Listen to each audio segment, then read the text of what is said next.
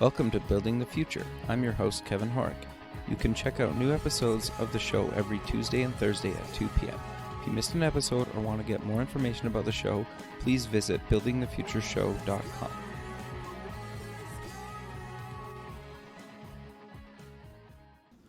Welcome back to the show. Today we have Cameron Brown. He's an international speaker, high-performance coach, connector, nomad, founder at the Thriving Collective. Cameron, welcome to the show. Kevin, excited to be here, dude. Really looking forward to today. Yeah, man. We chatted a while ago, and I just kind of before we even chatted, I was reading up on what you're doing, and I think it's super interesting and kind of innovative.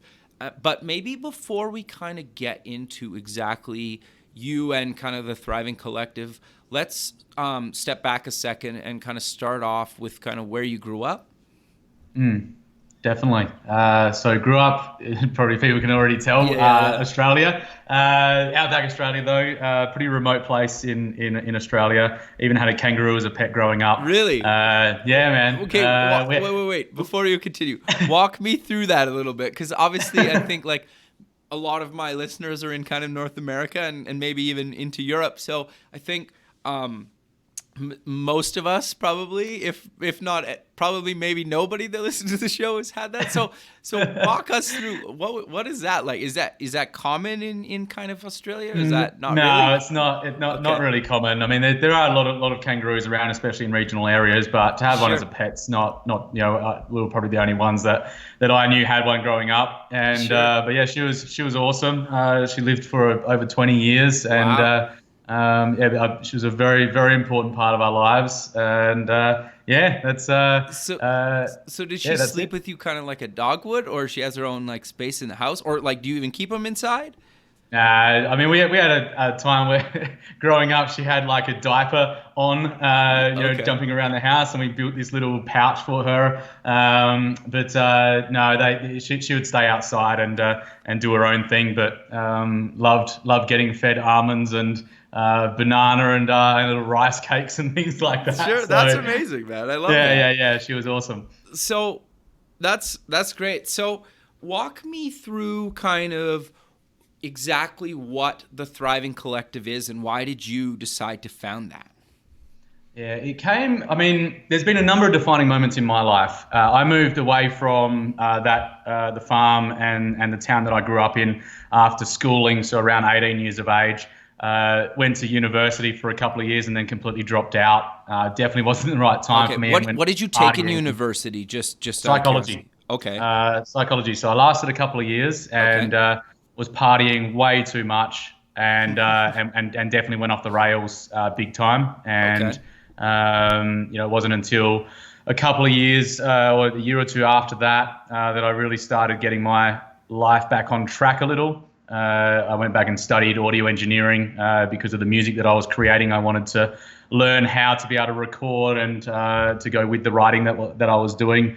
And then went into retail for a number of years, but then realized that even though I enjoyed it, it still wasn't really my calling. And it took a number of more years before something really hit me hard. And that was in a night in 2010. And I heard a neighbor screaming out one evening in the city that I was living in, and ran over and found out that she'd just found her son and he committed suicide earlier that day. Oh, and yeah, it was myself and another neighbor ran through the house and out to the backyard to see everything that plays out when something like that happens, and to see the absolute devastation that goes through a family when something like that occurs is something that will stay with me for the rest of my life, and I can't even begin to imagine what that family would have gone through. And so out of that, it was a moment of, look, here you are living an okay life.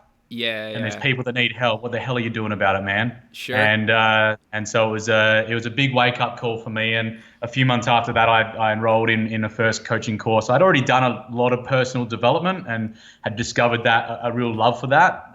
But the next 12, 24 months was just a mass transformation of me personally, getting rid of any of the limiting patterns that I might have been having in my own life, to be able to become my own best friend, to be able to become the best version of myself, and continue to step up and to be able to help other people do the same.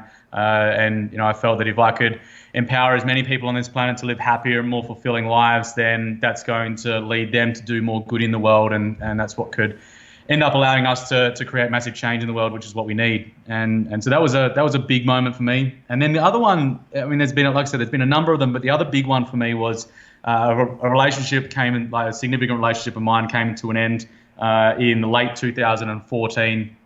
And by the time everything was done and dusted, I moved out in February, the start of February in 2015. And I really had questions about where my life was heading and what I really wanted, and was what I had thought I wanted what I really wanted, or what other people had wanted for me, or something that I had perceived that other people wanted for me. And it turned out that that was what the case was. And so for the next, in February and March, I went skydiving and abseiling and rock climbing and rappelling down waterfalls and mountain climbing and gliding and whitewater rafting. Just a number of different experiences. Went overseas for the first time and realized that life was really about experiences, not things.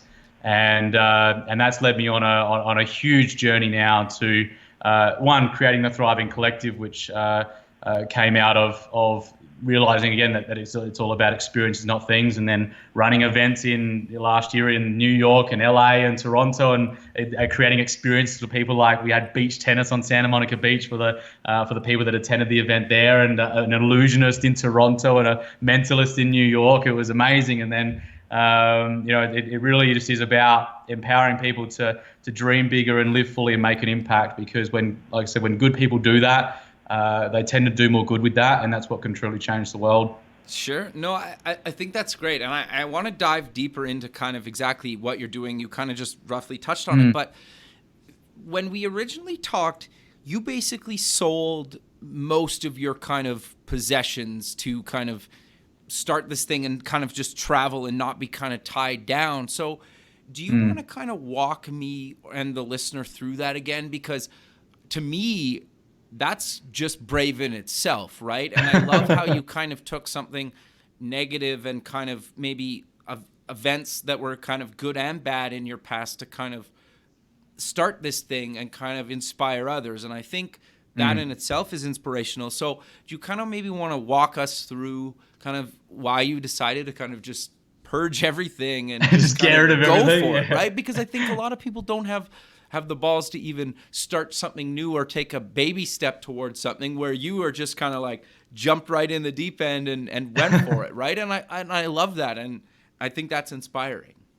Thanks, man. I appreciate that. And yeah, let me take you through it, because if you had said even 6 months ago that I'd be where I am, I would have said you're crazy. I had no intention of being in Costa Rica right now. But yeah, there's some parts there that I think really help those tuning into this, because it's helped me just incredible amounts over the past couple of years. Totally. So obviously out of the relationship breakup and learning to grow through that rather than get stuck in patterns of behavior that might be dysfunctional. Whenever there's been a time in my life when there's been a challenge, and that could be a negative or a positive, I think the thing that's allowed me to step into the version of myself that I'm wanting to become is constantly making a decision where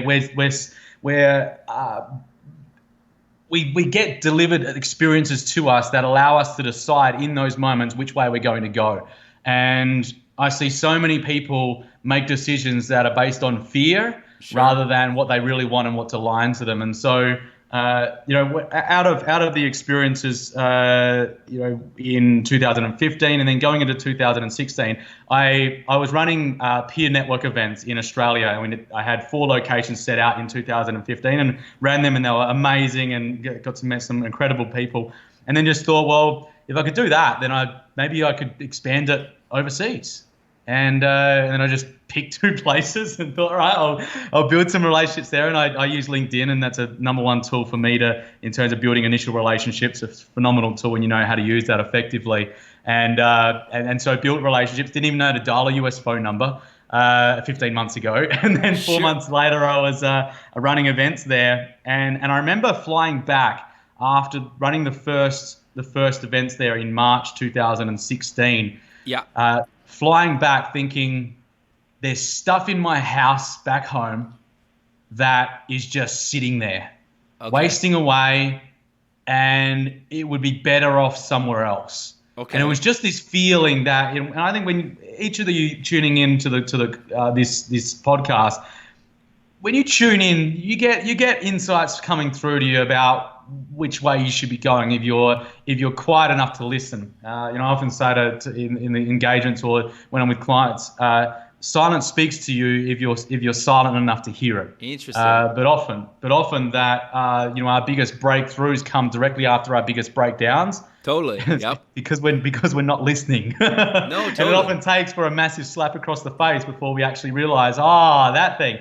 Because you look back over time and you think, yeah, you know what? I could have seen this coming a long time ago if I'd really looked at it. But often hindsight's a beautiful thing. But I think if we tune in a lot deeper to ourselves, we can uncover that a lot sooner than what we maybe can do currently.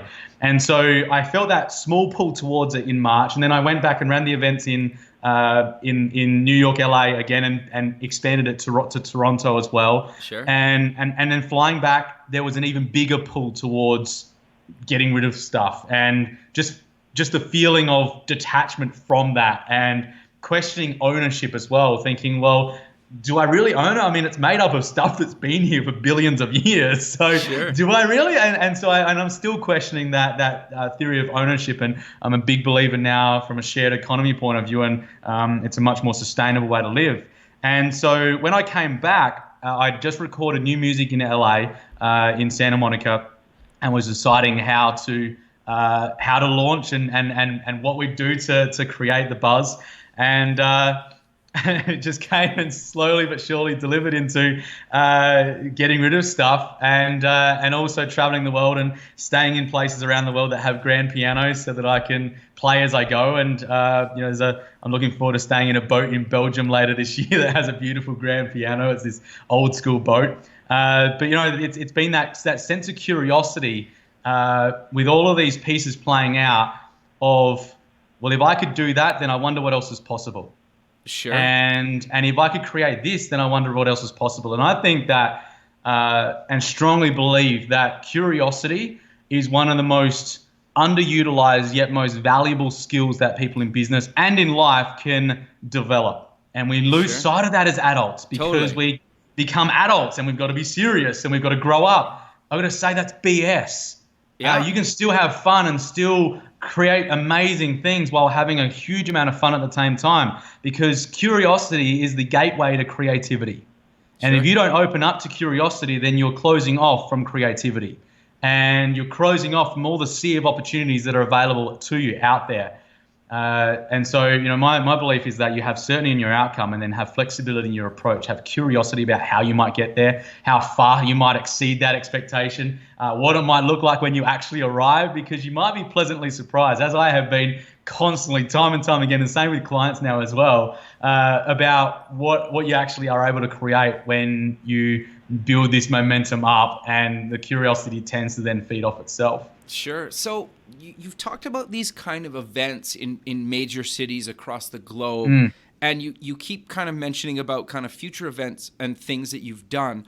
So what exactly are these kind of events, and what is the whole kind of dream, live, give movement that you're promoting and kind of, living yourself? Yeah, so two parts to that. The first, around Dream, Live, Give. So Dream, Live, Give stands for dreaming big, living fully, making an impact. Sure. I believe that the more people that do that, they're not only dreaming big, but they're also living exactly how they want to live and succeeding in how they want to succeed. But they're also doing it in a way that's not only good for them, but also good for others in the planet too. Because a lot of gurus are promoting certain pieces, and I would just say that's potentially, and I'm still grappling with this, it's potentially speeding up the rate in which we actually screw everything up. Because if we continue living in excess, then what happens to the resources that we've got? Granted, there's other things that are available to us out there in the universe if we can get to them, other planets and things like that, but we're nowhere near that yet. Yeah, And totally. I remember watching a documentary a little while ago called I Am, Okay. and it would say it's a guy who did the early Jim Carrey movies. He produced those, and he had all the money, like the Ace Ventura and stuff like that. Yeah, totally. The real stupid ones, and so loved them. I loved them to pieces. Oh, I did too. I've But seen both of them probably more times than I can remember. So I'm right yeah. there with you, man. Yeah, definitely. And so he had the big mansion and had everything that he could ever wanted from a materialistic point of view, Sure. and realized that didn't really satisfy, it didn't really fulfill, and he went on this journey to talk to different experts around the world about what this thing is that we're creating. And towards the end of it, there's one thing that really stuck with me, and he said, what do we call something that takes more than it needs? And he paused for a moment, and he said, we call it cancer. Interesting. Wow. And wow, that's interesting. yeah, that hit me big time, because I thought, holy crap, we as a species right now are a cancer. We're taking more than we need, and that's leading to what we're seeing now in terms of climate change, other resources dwindling away. There's talk about shifting and changing, and there's some things being done. We need to make some dramatic shifts. And so that's, for me, that the whole Dream, Live, Give campaign is allowing people to still have an amazing life, but do it in a way that's in alignment with our planet. Because that's what's going to allow us to then speed up the rate in which we thrive, and speed up the rate in which we live in harmony with the planet, in alignment with the planet, versus trying to control it. So that's a big part of it. And so I wanted to be the living and breathing example of what that looks like. And so, getting rid of 99% of the things I used to own, not having a car, not having any emission type activity there. I walk most of the places that I go, or it's shared rides. I ate a vegan diet.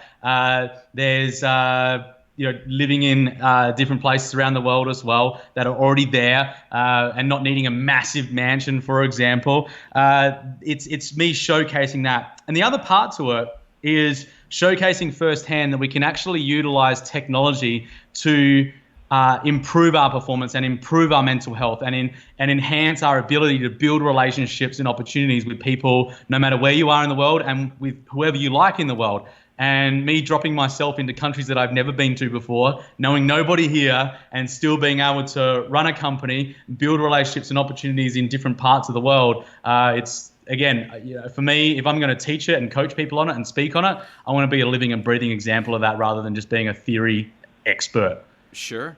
No, I love that. And to your point a little bit earlier about how you've leveraged like social networks like LinkedIn to make connections globally, to when you maybe go to certain places that you like, you've met a couple people online that you could maybe meet in person one day, or like even you and I met on, I think it was LinkedIn or Twitter. It'd be one of those two, right? I can't remember exactly which network. LinkedIn. But like, yeah, okay. See, exactly, right? And I've met, I've had majority of people on the show I've met on kind of social media, right? And like the fact that you're across the world right now, like I'm in Canada, you're in Costa Rica, it's amazing, right? And then this show's going to air in a bunch of markets in America, and and then online, it's amazing, right? And your point a few minutes ago, like we all should be thinking about doing business and making connections globally. And it doesn't really matter where you are nowadays physically.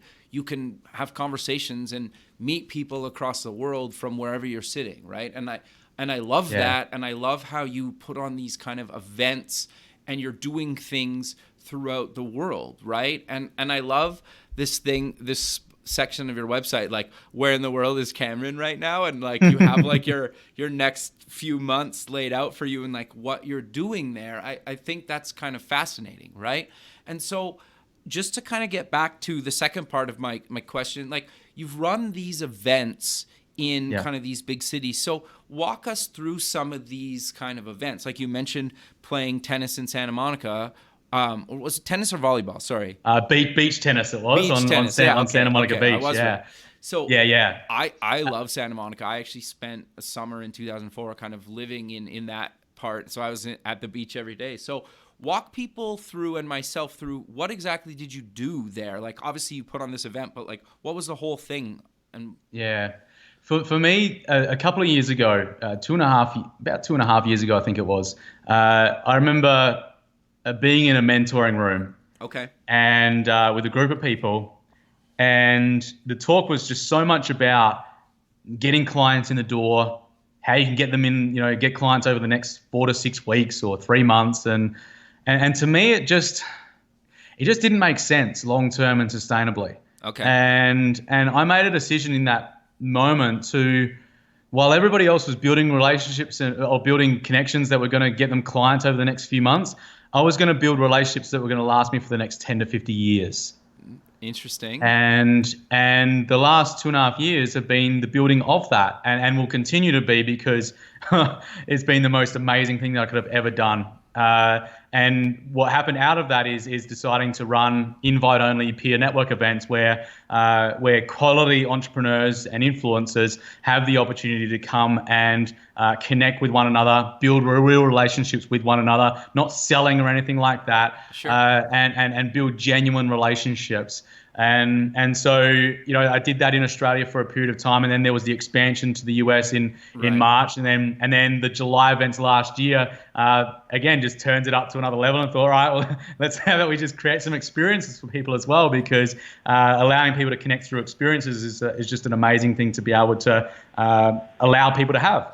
In terms of an experience. And so that was that. They would go, we did it over a lunch period in some nice places, beautiful food, great conversation. We'd have a magazine, a digital magazine that would come out with all profiles.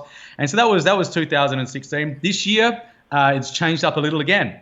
Okay. And so people in the different parts of the world, you see where in the world is Cameron on the site, they have the opportunity to, for example, break through some pieces that have been holding them back maybe in their business or life, and then come and jump out of a helicopter in Switzerland, for example, or sea kayak with whales in Alaska, or really drive home that change. And again, it's me delivering and allowing people to experience cool things. Sure. Because for me, that's what life's really about. It's about experiences over things every day of the week. And if we can combine that with and blend that with the ability to create change in the world, then rock on.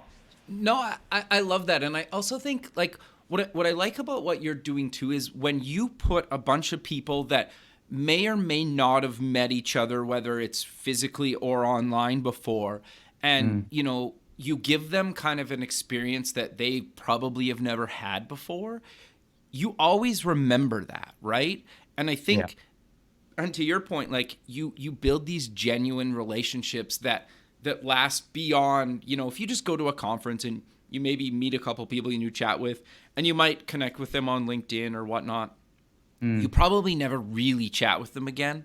You might say like, hey, how's it going? Like maybe once a year or something like that. But if you share kind of an intimate kind of experience doing something that maybe especially pushes you out of your comfort zone, you're way more likely to kind of stay connected with them and actually build a genuine friendship. And you may or may not ever do business or even exchange a dollar, right? But if you're in that part of the world again, or you might refer somebody to them, like I think that's what kind of building relationships is really about. And that's what I found has really worked well for me. And that's basically your whole thing, right? And that's what the Thriving Collective is all about. At least that's how I see you. And I think that's, to me, I think more people need to either become part of it or start doing what you're doing. Yeah, you talk about relationships. I'll say this. I'm just going to say it straight up. Most people are probably pretty good at networking, or okay at networking, or even great at networking. Sure. What I've learned over the past couple of years, as someone who would have previously thought that I was great at networking, it's in becoming outstanding at it. That's where all the opportunities are. It's I've where the never heard it friendships put like lie. that. Yeah, fair. It's where, because anybody can go in and have a decent conversation with someone, but having a follow-up system, being a genuine giver, getting out of your own way, so that you can be genuinely there for other people. Again, the same goes in terms of people not being pretty good or great at networking, but maybe not outstanding, and thinking that they've gotten the networking thing sorted. That's one of the biggest mistakes that people could make. Often when I'm working with someone on and helping them break through some of the barriers that are holding them back, whether it's building relationships or just on their personal self, I use an analogy of, imagine a bucket of water. Okay.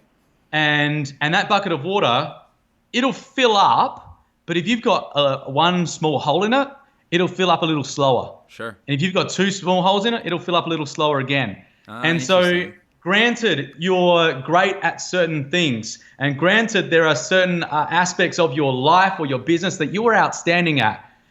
But could it be that there are some pieces that need to be plugged up in order to allow that bucket to fill up much faster? Sure. And that can often allow the ego to get out of the way and say, right, I acknowledge that there's certain things that I could improve upon. And like I said, becoming the best version of yourself, becoming your own best friend, because anybody can go on LinkedIn over the next month and get another 500 connections. I could give you in 5 minutes and you could go do that straight away. Sure. But the ability to build genuine relationships, to be there for other people, to not need anything from anybody else because you're fully taken care of first and foremost internally, so that you can fully be there to serve other people. Then to have a key follow-up system, and then a follow-up system to compensate for their lack of follow-up system, because most people are filled with great intentions but a really poor follow-up system.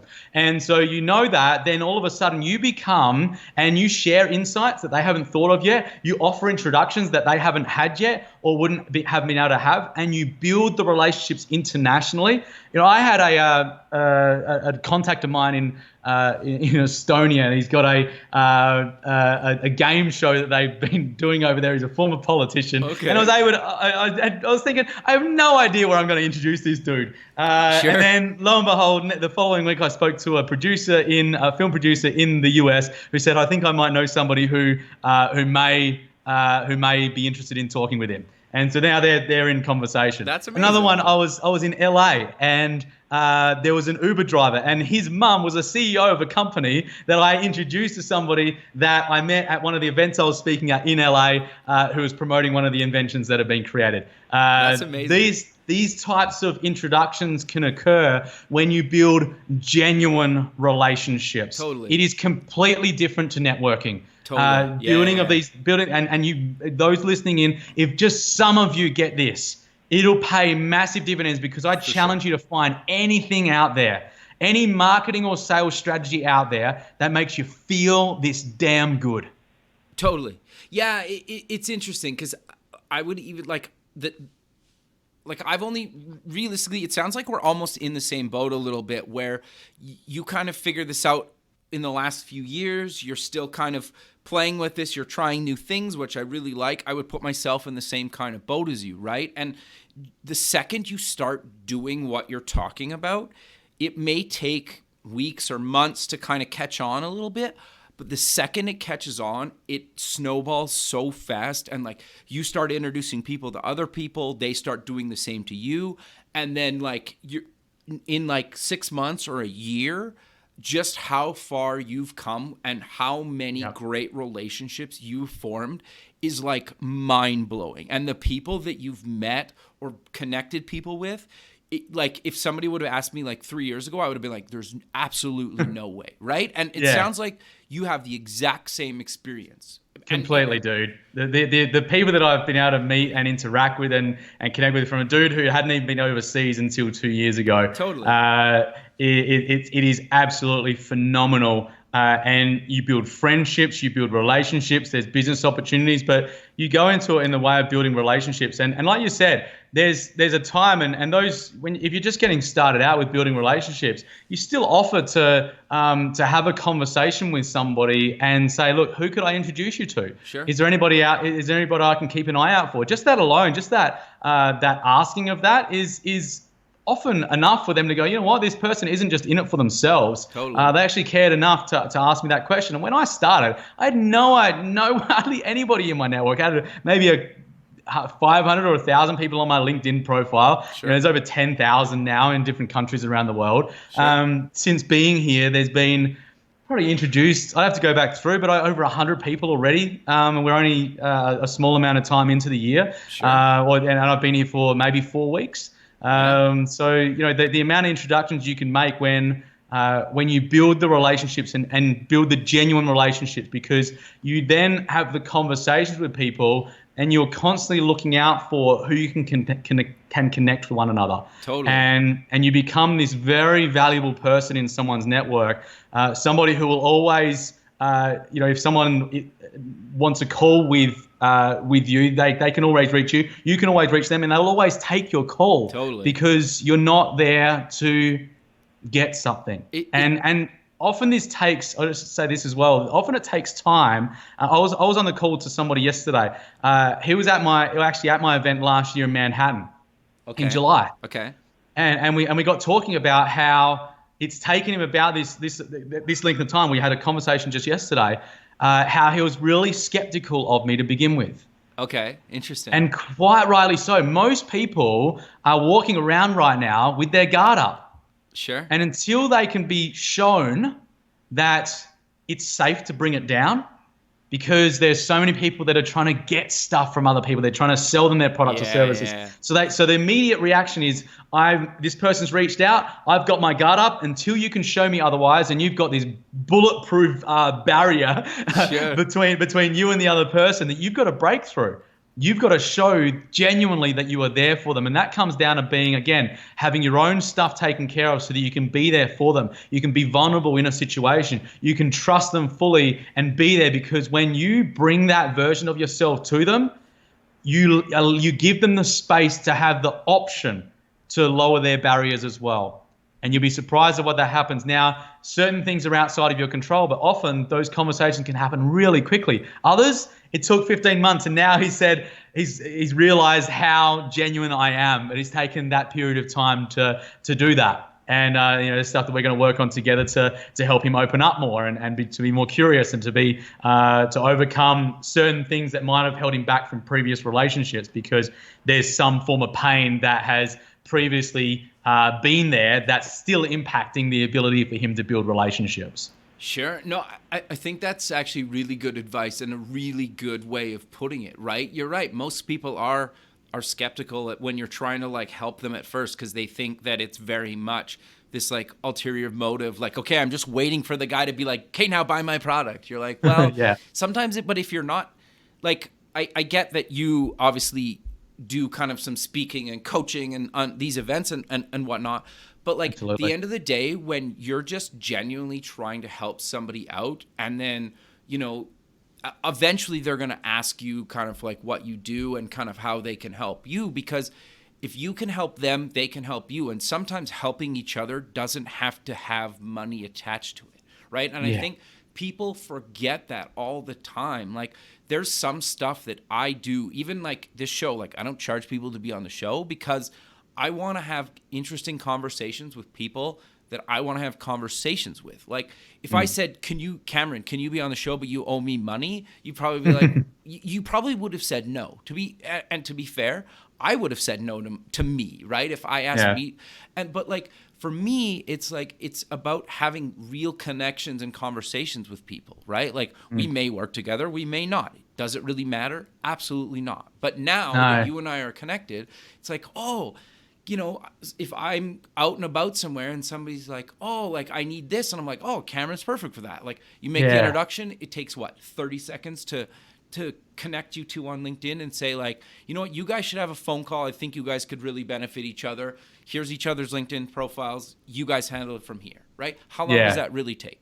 30 seconds, couple of minutes, maybe? Not that big of a thing, right? And I think to your point, that served me really well, and it's clearly served you really well in your career. And I think if you're right, if we can inspire one person or a handful of people to just get out there and start building these relationships, their career is going to go take off astronomical. Yeah, shift your the biggest recommendation I could make, just purely from the life that I'm living. Like, it's just sure, I love it, crazy. man. I love it. It's insane to think that I'm here after where I was even a few years ago. That comes, as I mentioned before, it comes from the curiosity about what's possible. Yep. It comes from expanding your network globally because the possibility and the opportunity is there, and it opens you up to new ways of thinking. It opens you up to new levels of understanding about different people and different ways of doing business, which is just phenomenal in itself. And the world is a beautiful big place, and there are beautiful people in it. And so it doesn't matter where you are in the world now. You've got the opportunity to do that when you learn how to do it effectively. And to go to your point about being there to serve and being there to give and being able to offer those introductions, it doesn't take long, but it does take thoughtfulness. Totally. And it takes for somebody to, as I mentioned, to really and genuinely have a high level of emotional intelligence so that your own self is taken care of, so that you can fully give to other people and not need it from not need something from somebody else. Sure. Here's the thing with when it comes to being somebody of value. You can be of value to other people but believe you're not worth it internally, and then people will take advantage of you. Sure. Or you can be of value to other people knowing that you are worth it and knowing you'll get taken care of in some way, shape or form, but you don't need to know exactly where it's going to come from. Sure. Here's the thing. Science has proven it now, what the spiritual teachers have taught for many, many years, that we are all connected. And so if we're all connected, think about it. If we're all connected, then why do I need, if I'm going to introduce something to somebody to somebody else, why do I need something from that relationship specifically? If I'm giving to that and I know that I'm worthy of receiving in return, then I don't know where it's going to come from. I don't need to know. I'm not going to judge where it's going to come from. Sometimes it might come, if I send out and I give there, then maybe I'll receive it in health. Maybe I'll receive it in a friendship. Maybe I'll receive it in an experience. Maybe I'll receive it in another connection. Maybe there'll be a business opportunity. Maybe there'll be something else completely different that I hadn't even thought of yet. But if we're all connected, if everything is connected, then giving out and receiving back is all connected. And so we don't, in terms of the limiting thinking that occurs in a lot of people, is that because I give in that specific area, then I need something in return. And this is the short-sightedness that I see in so many people happens with their relationships as well. They think, well, if this person, I look at this person's profile, and I get this from time to time. There's plenty of people that are curious enough to have a conversation, but every now and then I'll get somebody who will look at my profile and then write a message back to me when I've said, hey, how about we catch up for a chat and see if there's any way we can add some value to one another. And the feedback will be, I don't see any synergies. Thanks, but no thanks.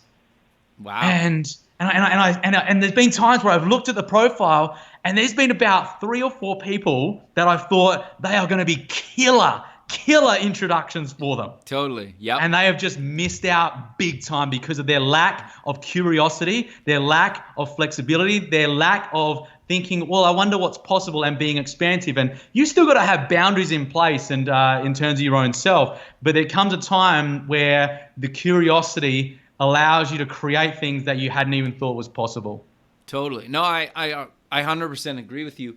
So I'm curious, you kind of mentioned it pretty early on in the show. You've done some music, so kind of walk me through, like, what's the angle on that, or like why? Like, is it just a passion? Is it or definitely a passion, and definitely a part of everything else as well. So I've been writing for 17 years now. Wow. One of the big songs for me was one about bullying and suicide that I wrote around the time of that experience happening and the boy committing suicide. That's called Close to the Edge, and it's reached over 1.6 million views now, and wow, that's amazing, on YouTube alone. And it's been used in it's been used in school projects and film projects in places all around the world, and it's been absolutely phenomenal to see the impact that something like that has created. And so going into, and I've used that in the speaking engagements that I've done, and then going into the studio again last year in LA. And getting onto a beautiful grand piano and having the full musicians in there to create a full production.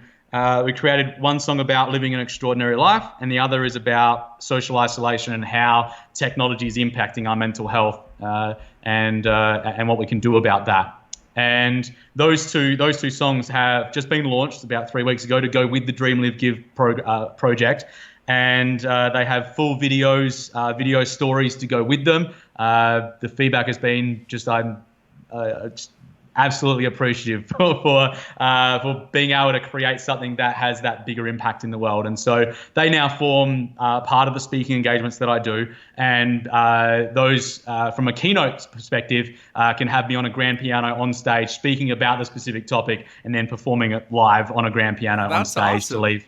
Yeah. So that's that, and it really is for me the music component and bringing this in is.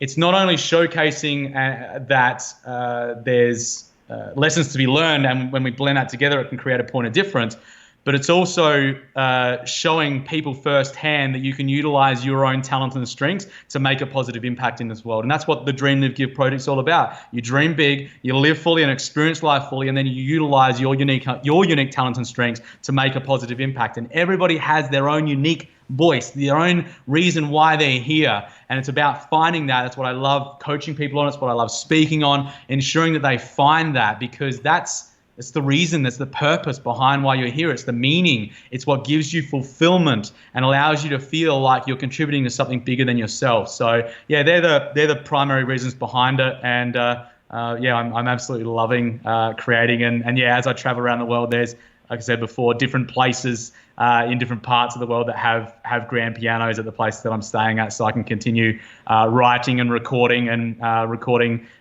some sounds of the world as well. I was out at a rainforest the other day, a few days ago, and recording sounds of waterfalls and getting video footage. And then when I'm in there's a castle here in Costa Rica that has a grand piano in it that I'm going to be going and staying at next month. And they'll go and record some music there, and then piece that together with the video footage and the nature sounds as well to create some beautiful pieces of work. That's amazing, man. I love that, and I love how you took like a passion and brought it into kind of your daily, your daily kind of just day, I guess, right? Because some of your day is working, some of it's performing, some of it's just playing, some of it's just writing, some of it's doing interviews with people like myself, right? I think. And being a part, like just having like bringing something that into kind of your work that you're passionate about that maybe isn't traditionally brought into, business, right? Like most, at least I've never seen a coach or a speaker, basically play songs during their thing. And I think that's unique and cool, right? That you bring something like that into it, right? And I think that's great. So, and I'm sure you get asked this a million times, but I'm curious to know, you kind of touched on it a little bit, but how do you, when somebody comes to you and says like, I need help with kind of, getting started with kind of this, what do you tell them? Like, how do they start kind of breaking down these kind of walls that they have, and how do they just decide to go for it one day? It comes down to each individual person with this, but usually what's going on is there's something holding you back. And until you break through that, it's going to continue holding you back. Okay. Is there that might examples of that? Maybe? Yeah, definitely. So there could one of the most common ones I see is when somebody goes out to do something on their own, whether that's starting a business or changing a career to what they really want to do, what it is it ends up being, well, up until then you belonged somewhere, you fitted in somewhere. That could be fitting into a family unit, it could be fitting into a friendship group, it could be fitting into some other form of community that you have.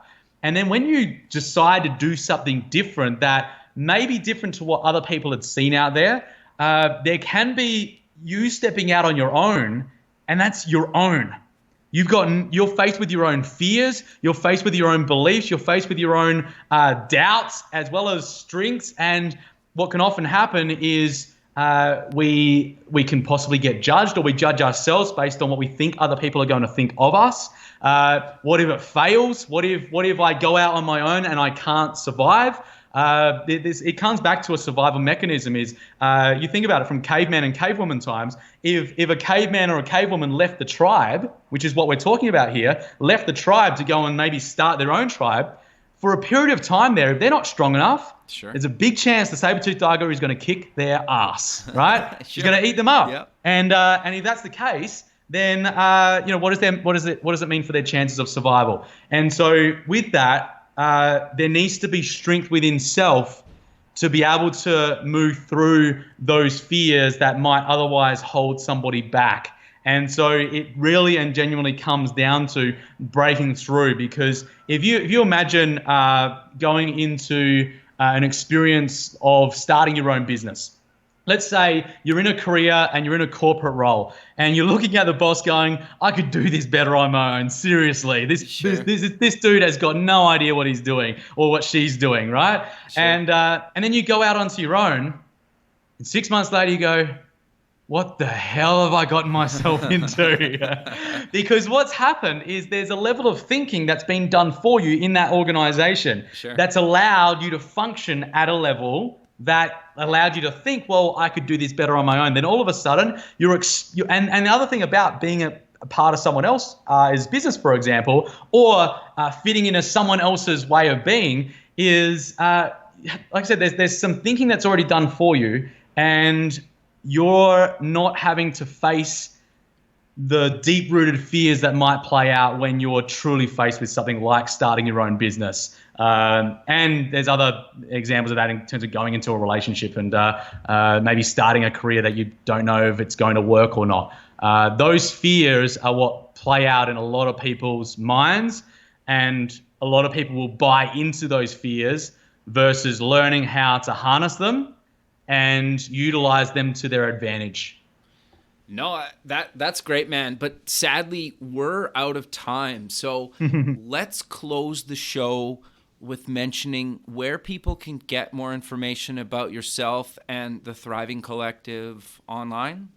Definitely. I'm sure you probably put some show notes in the link, and but the primary one is thrivingcollective.com.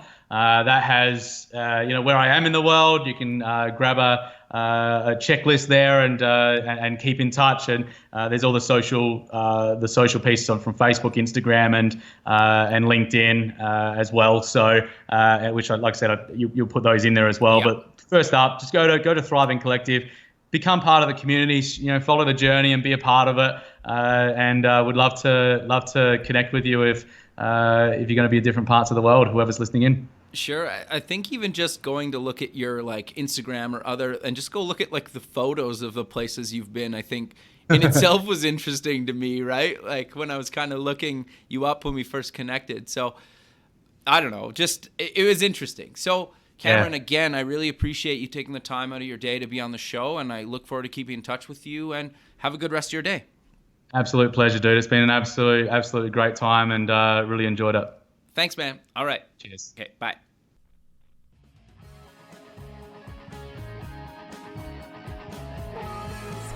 Thanks for listening. The music for the show is done by Electric Mantra. You can check them out at electricmantra.com and keep building the future.